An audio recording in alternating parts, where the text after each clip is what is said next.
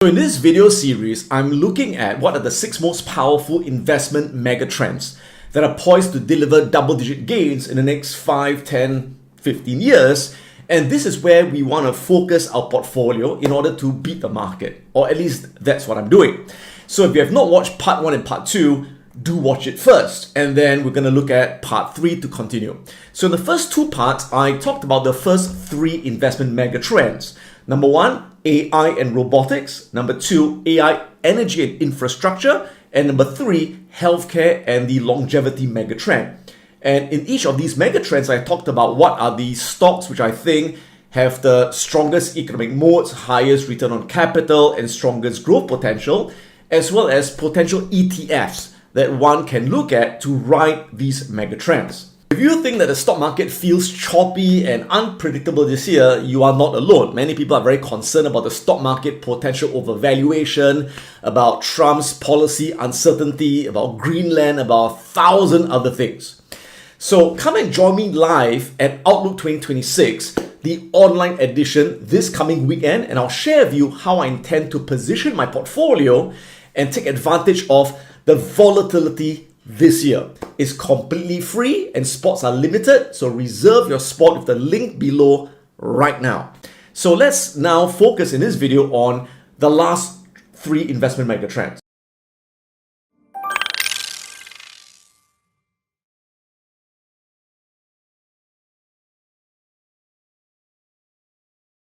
So the 4th investment megatrend is in digital payments and financial infrastructure. So what are the drivers? Very simple. Ask yourself this question. How often do you now pay in cash? Well, hardly. In fact, recently I've been taking trips to Malaysia from Singapore, and I've been carrying a lot of my Malaysian ringgit notes. And increasingly, I can't use the notes because they say we don't take notes anymore. All right, they just want you to swipe your card or your smartphone, right? So everywhere in the world, whether Singapore, Malaysia, the US, in China especially, I don't think in China you can get around with cash anymore. So the drivers of this megatrend would be, number 1, increasing cashless adoption all around the world. Number 2 is embedded finance, where almost a lot of the apps that you use have got embedded financial features, whether it's Apple Pay or Grab Pay or Google Pay. And of course, the third thing is instant payments. People want to send money all around the world instantly. And why is this a megatrend? Because money movement, again, is becoming digital, is becoming global, and is 24/7. And payments grow with nominal GDP. So over time, as countries increase their nominal GDP, financial payments grow, and companies that are in this industry will grow as a result of it. So what can we invest in? What companies will ride this megatrend?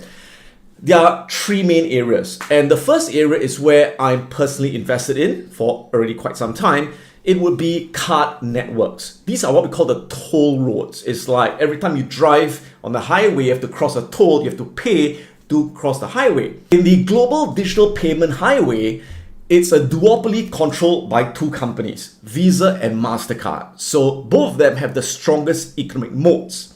And as you guys know, I only like to invest in companies that are monopolistic, that have got little or no competition. In this case, these are the 2 companies. Now, a lot of people have this misconception that Visa and MasterCard are credit card companies. No, they are not. They are payment technology providers. American Express is a credit card company, but not Visa and MasterCard. So understand that when you get a credit card, who issues you the credit card? Not Visa and Master. It is the bank that issues you the credit card. Who do you pay interest to? The bank, not Visa, MasterCard. Visa, MasterCard only provides the payment technology that ensures the transaction between the merchant bank and the consumer's bank goes on smoothly with the highest standards of trust and security. So recently, as you know, President Trump, he said he wants to cap credit card interest at 10%. Visa and MasterCard are not directly affected. Who's affected? It is the banks that are affected, not Visa and MasterCard. American Express will be affected. So the recent drop in Visa and MasterCard, in my opinion, is a great opportunity to add more shares. But I haven't added more shares because I think it hasn't dropped enough, in a sense that it is not that undervalued. I would love it to drop a lot more to get more undervalued before I add more Visa, MasterCard, because I already have quite a big position. So Visa and MasterCard understand why it wins. Even if wallets change the front end. So as you know, at the front end, people may use Apple Pay, they may use Grab Pay, they may use Google Pay, they may use Stripe. There are so many options at the front end. Now, whichever one you use, Grab Pay, Apple Pay, Stripe, guess what? Visa and MasterCard still wins. Because Visa, MasterCard, they often sit under the hood as a payment rail, no matter which of these wallets that you use ultimately. So Visa, MasterCard, to me, are the two strongest companies within this mega trend. Now again, do not blindly just invest in a stock because it's within a mega trend. You have to ensure it's a high quality business with solid fundamentals. So let's take a look at MasterCard and Visa's fundamentals. If you look at MasterCard, for example, you can see what are the things I look at. I look for very high return on equity, ideally above 12 to 15%, that's high. You can see their return on equity is 185%, that's insane. And then return on invested capital, ROIC, I also want it to be above 12 to 15%, and it's 54%. That is insane, all right? And take a look at the consistency of their revenue, profits, and cash flow. And you can see how consistent it is. You can see over the years, their revenue growing very consistently in blue, their operating income and net income also increasing consistently. We want to see that. So a good business is one where over the years, whether you've got trade war, you've got COVID pandemic, you've got recession, no matter what happens, their revenues keep growing, their profits keep growing. That's a great business. That's a resilient, predictable business. And look at the cash flow. You can see that the operating cash flow increasing consistently and the free cash flow also increasing very consistently. And that's why this company rates very high on predictability, rates very high on profitability. On growth, it's not a super high growth company, but it's got moderate growth, which is good enough for me. You can see the projected growth rate in the next 3 to 5 years is 15%, pretty good, above the S&P 500, and longer term beyond that, 18% growth rate. And you can see that it's got a very strong economic moat, wide economic moat, as well as very strong balance sheet. And in terms of valuation, like I said, it is not that cheap, but it's also not that expensive right now. You can see that the intrinsic value is about 531 and the share price is now at 531. So it is fairly priced. And I mean, it's not a sin to buy it now. You won't die if you buy it now. But for me as a value investor, I like to buy if it's, more undervalued. Then I got a bigger margin of safety. Same thing with Visa. Now between the two, MasterCard has slightly higher growth rate, but Visa is also pretty strong. You can see that Visa's projected growth rate in the next 3 to 5 years is 10.69% and longer term is 12.36%. So still not bad, but not growing as fast as MasterCard. Intrinsic value is 324 and share price 325. Same thing, fairly priced, not a big discount right now. But again, very highly predictable company, very profitable, moderate growth, strong moat. You can see wide economic moat, strong financials, and what more could you ask for? Now, within digital payments and financial infrastructure, some people may look at two other areas of investments. The other one would be to invest in issuer core processing. Now, who are issuers? Issuers are basically banks that issue cards.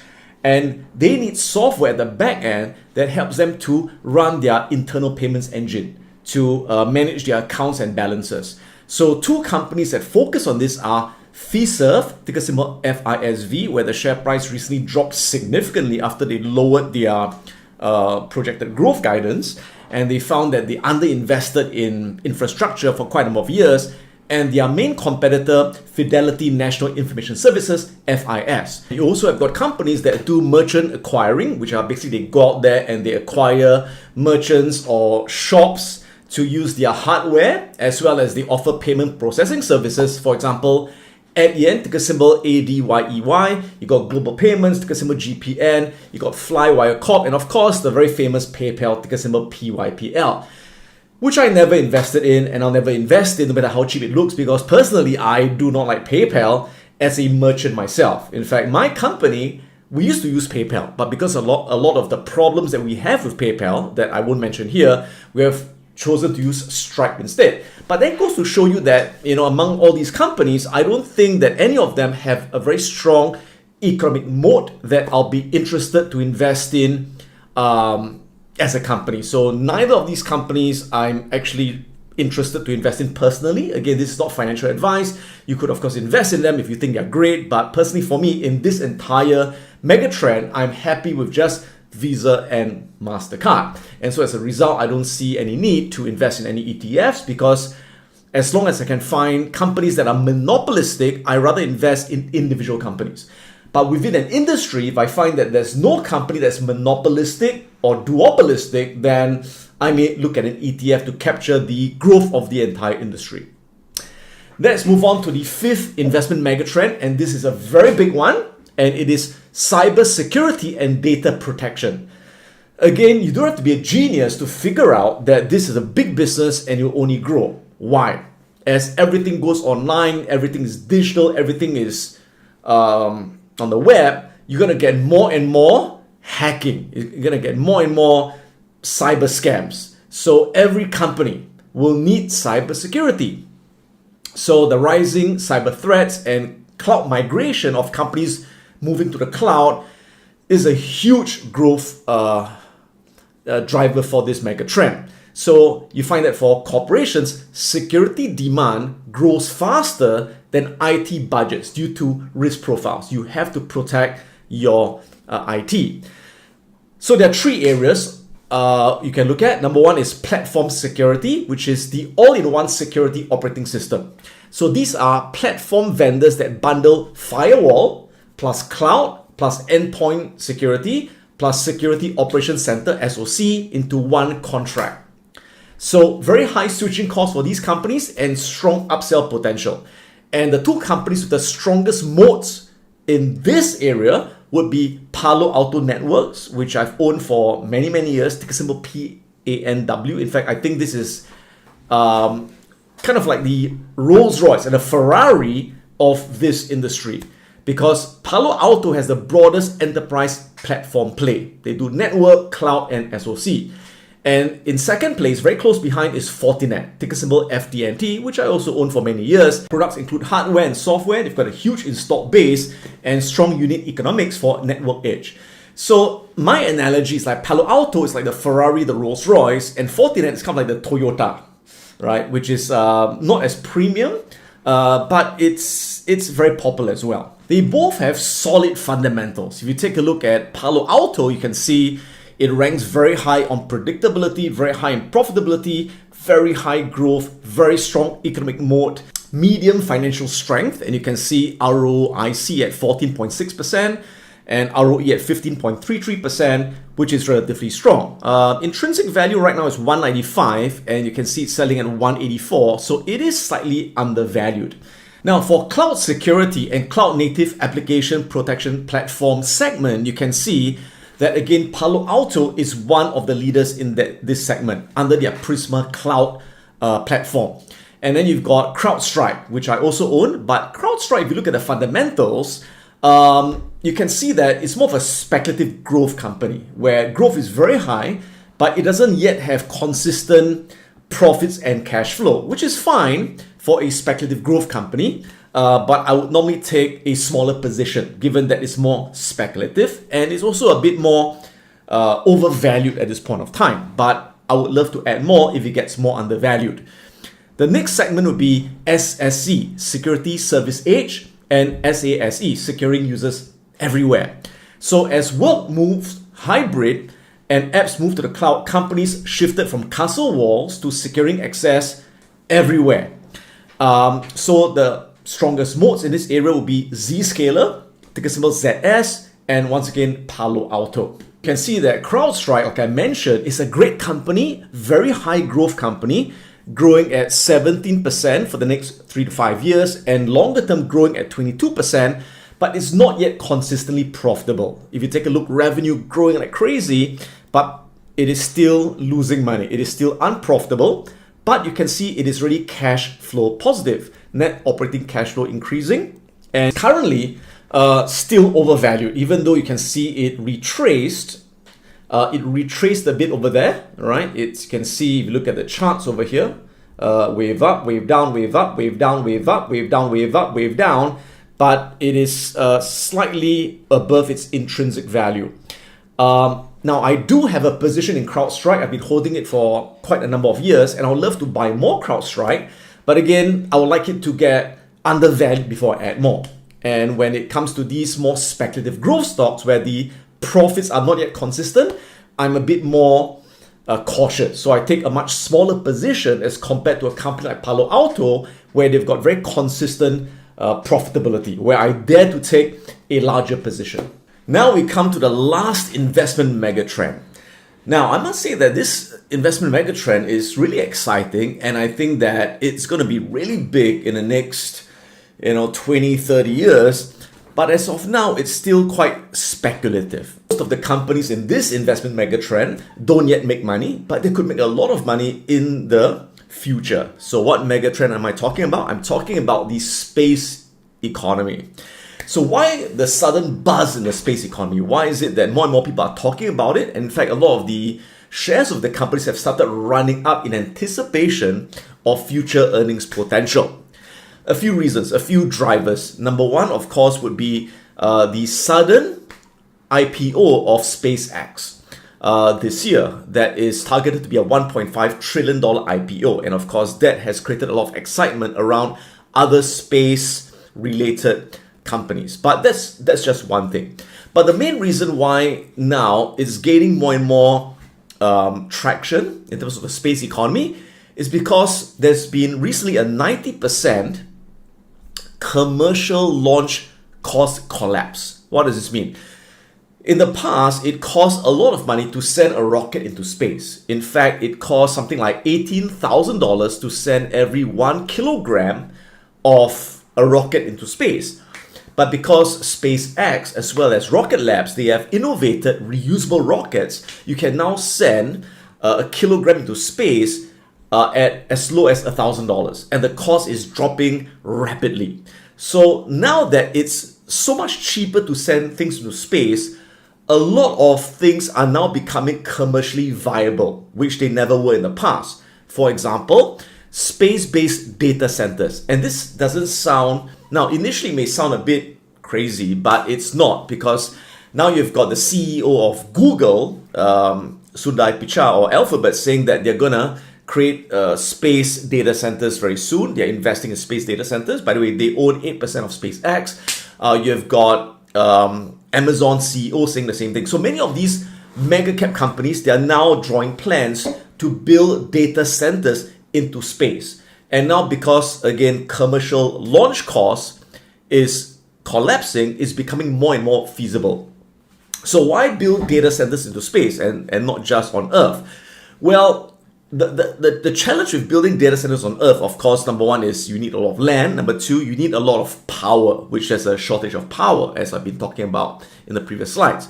The great thing about space-based data centers is that you've got unlimited solar power. And as you know, data centers create a lot of heat. And in space, there's a natural cooling from the vacuum in space. So space is a perfect place to put all the data centers required to run the AI factories, to generate all the robotics and all the stuff that we need in the future. So that's a really, really big business. So that's number three. The fourth thing is that, as you know, the US and its allies are now investing more and more money, hundreds of billions, into missile defense shields. And of course, the US has got its Golden Dome that now it's going to start deploying around above Greenland as part of Trump's deal.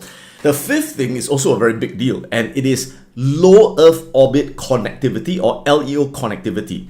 So what is this? Starlink. Think of Starlink. So Starlink has been providing LEO connectivity now all around the world, especially in areas which have got dead zones and so on and so forth. Now, so LEO connectivity is basically providing internet, voice, and data centers in using satellites in low Earth orbits.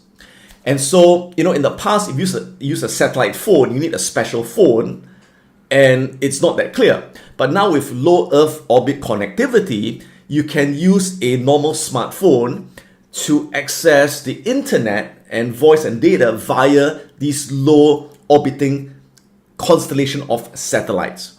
So what does this mean? That means in the future, you do not need any more of these territorial or land-based cell towers. And so with this, you're going to get global broadband anywhere, even in dead zones, even in countries where they want to block the internet. And again, existing smartphones will be able to connect directly to satellites. Our iPhones can connect directly to a satellite. And these companies that provide this service, like Starlink, for example, and another company which is ASTS, which I'll talk about in a while, they will charge monthly subscriptions just like your telco companies. Now, could this be a big mass market disruption to kill many of the existing legacy telcos? Maybe, right? So that could be something really, really big. So these are the 5 main things that are now driving excitement around space-related companies. And the space economy is projected to grow from currently $630 billion to $1.8 trillion by 2035. So what are the leading companies in the space economy? Well, first, let's take a look at the different segments of this economy. Number one would be the infrastructure leaders. The upcoming one, of course, is SpaceX. That's the granddaddy of them all, but currently they are not listed. They're still a private company, but of course, once they get listed, then that should draw a lot of investor attention. I'd actually be very interested to buy SpaceX shares, but their targeted IPO price of 1.5 trillion seems a bit expensive. And of course, that's what companies do. When they first sell to the public, they want to price themselves as high as possible. Well, the good news is that if you take a look at some great companies in the past that listed, whether it's Visa, that listed many years ago, which I bought them, by the way, not at listing, a couple of months down the road. And of course, when Facebook listed, what happened? Many times, the share price would drop at least 50% before eventually going to the moon, right? A pun intended in this case. So same thing for SpaceX. Once SpaceX lists, I'll be watching it. If it drops like 50% or more, I'll be interested to pick up some shares, because I think that in this space economy, SpaceX would definitely be the one with the strongest economic moat, and SpaceX is already profitable and it is already cash flow positive. All right. Now, so besides SpaceX, what else is there? You've got the other infrastructure leaders. Rocket Lab is listed, and they are the closest competitor to SpaceX. In fact, they are known as the second SpaceX. They are the only other private company that's consistently launching rockets, and they also have reusable rockets. Their space systems division, which makes satellite parts, now accounts for a huge portion of their revenue, making them a diversified picks and shovels play as well, besides being an infrastructure play. The other infrastructure leader is Redwire, ticker symbol RDW. This company is a leader in space infrastructure and orbital manufacturing. They provide the solar arrays and robotics needed for the new orbital data center trend. So that's the first segment. Second segment would be the data and connectivity plays, of which you have got 2 main ones. Of course, there are many more. These are the 2 leading companies.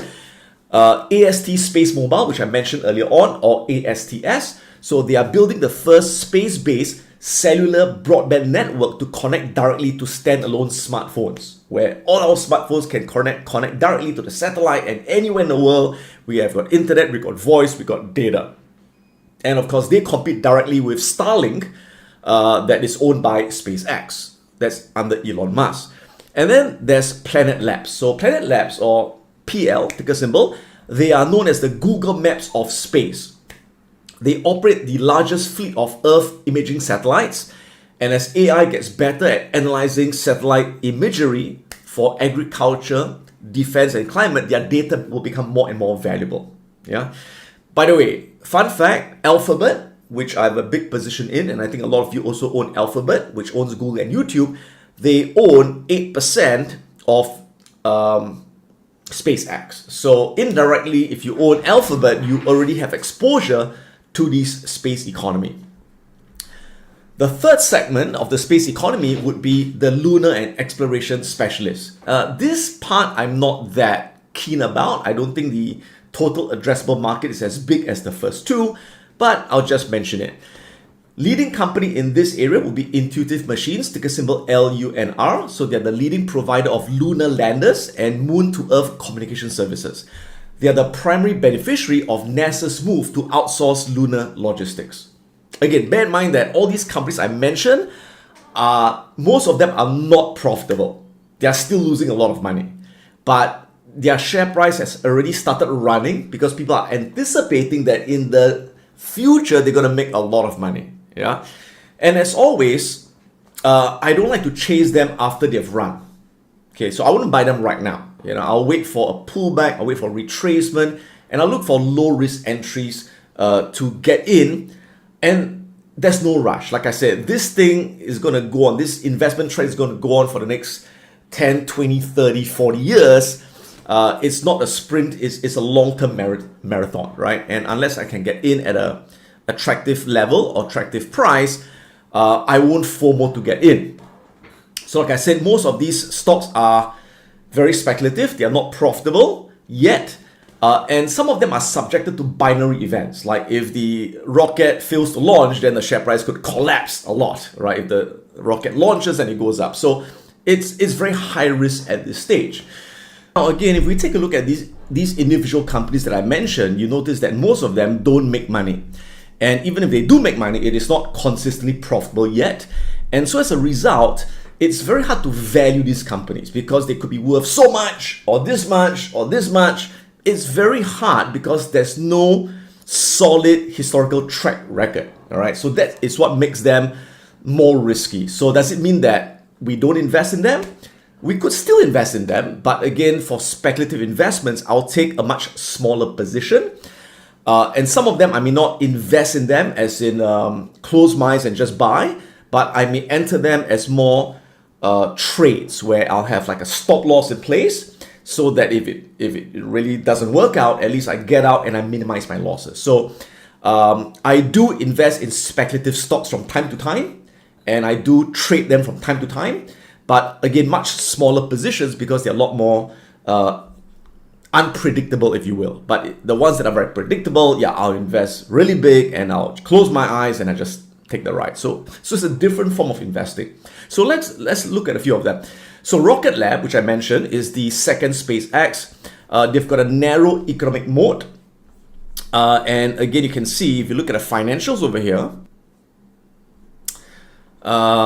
click on bar chart, that's easy to read. So you can see, yeah, revenue is growing very fast, but again, they are still unprofitable. In fact, their losses are getting bigger and bigger. And there's nothing wrong with that, especially if it's a new company. That's what usually happens. But eventually, if things work out, then they'll become very profitable. So a lot of people are now paying up and buying the shares, already pricing in the future profitability before it has happened. Hence, it's very speculative. If you look at free cash flow is still negative, so they're still burning cash. And so when a company doesn't make money right now, it's really hard to value because a lot of the valuation is based on, what you think it could be in the future. You're paying for a castle that has not been built yet, and that's always the challenge. So if we look at, for example, intrinsic value over here, usually for companies that don't make money, the way we value them is we look at the price to sales ratio, or we use a price to sales growth ratio, or we use the rule of 40. So in terms of mean price to sales ratio, if you use that one, then it could be worth $64. Right now it's selling at 87. All right. So even if you use the mean price to sales, which values it at $64, at 87 it's still overpriced. All right. And if you use price to sales growth ratio method, then it's only worth $7, right? So you can see that there are many ways to value it. We can't value it using discounted cash flow because there's no cash flow. We can't value using discounted net income. There's no net income. We can only value it using, price to sales or price to book, which doesn't make sense, or price to sales growth. Again, Oracle value tends to be more conservative. It kind of takes an average and adjusts a lot of the numbers. So the Oracle value is $13. So you could take that as the most conservative valuation. But if you want to be more optimistic and say, okay, based on mean price of sales, it's worth $64. You can also do that. Yeah, but either case, even if you take the higher valuation, the share price is still a bit overvalued right now. So that's Rocket Lab, for example. If we take a look at AST Space Mobile, currently it doesn't yet have a strong economic moat. I think it will in the future, but not yet. And that's what makes it more speculative. And again, it's not making money as well. You can look at financials, and you can see that still losing money, revenue growing, but still losing money, and it's burning a lot of cash, free cash flow, very negative, burning a lot of cash. So how do you value something like that? It's really difficult. Again, if you look at intrinsic value, again, you can't use discounted cash flow. There's no cash flow.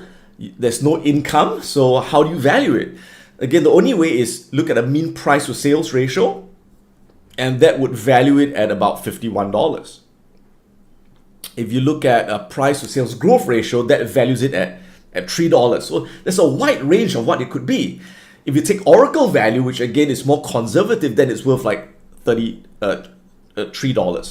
Now, there are some analysts that are valuing it at $100. You may say, how do they get $100 valuation?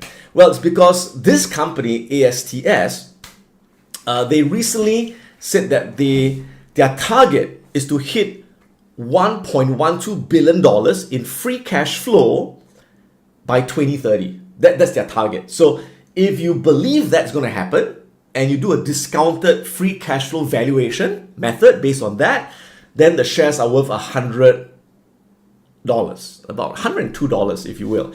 And if you value it at $102, then at a current share price of $103, then it's fairly priced.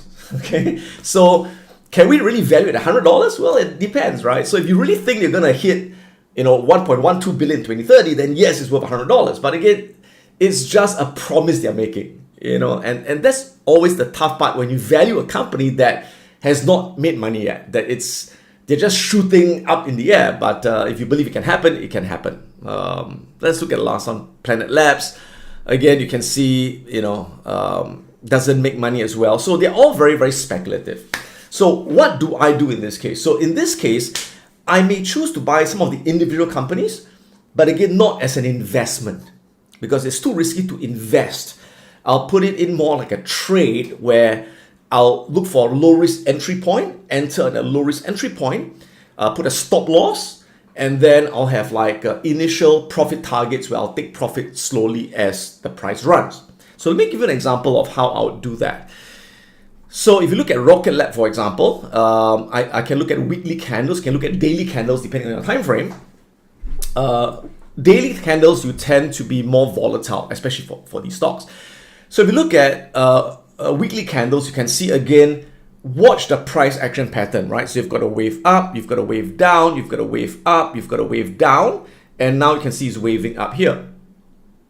So ideally, so what's a low risk entry point? A low risk entry point is you want to wait for a future wave down to a support level. So you can see that this has been a pretty strong support, which is roughly at the 40 EMA or 50 moving average. So it retraces to a support here, and I can see a bullish candlestick pattern telling me that it's going to continue the trend. Then I could enter right there and place a stop loss right below that swing low. So that could be a potential future entry into Rocket Labs. Again, more for a trade than a close eyes kind of investment. So the difference is trading, I place a stop loss. It's like trading is like a one night stand, I got to use protection.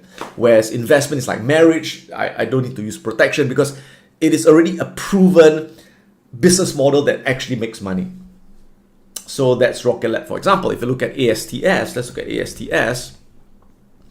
Again, look at the price action, same thing, right? You can see, wave up, wave down, wave up, wave down, wave up, wave down. Now it's waving up. So when it's waving up, I don't want to jump in and FOMO, right? Wait for the wave up, wait for a wave down to a support level, wait for a bullish candlestick pattern. I could enter and catch the next wave up. So that's one way to play it. The other way to play it, of course, is to just look at ETFs, because ETFs are already diversified, so you don't have any company-specific risk. The two main space economy ETFs in the market right now would be the SPDR S&P Kensho Final Frontiers ETF, ticker symbol ROKT. This ETF is more concentrated in industrials and defense, and they invest in a lot of mid to large cap companies. The other ETF is the UFO Procure Space ETF, ticker symbol UFO. This particular ETF, it weights more towards satellite communications and more towards smaller companies. So the first one is so-called the safer one. The second one is more of the speculative one. Last 1 year, UFO, which is the more speculative small cap one, has slightly outperformed ROKT.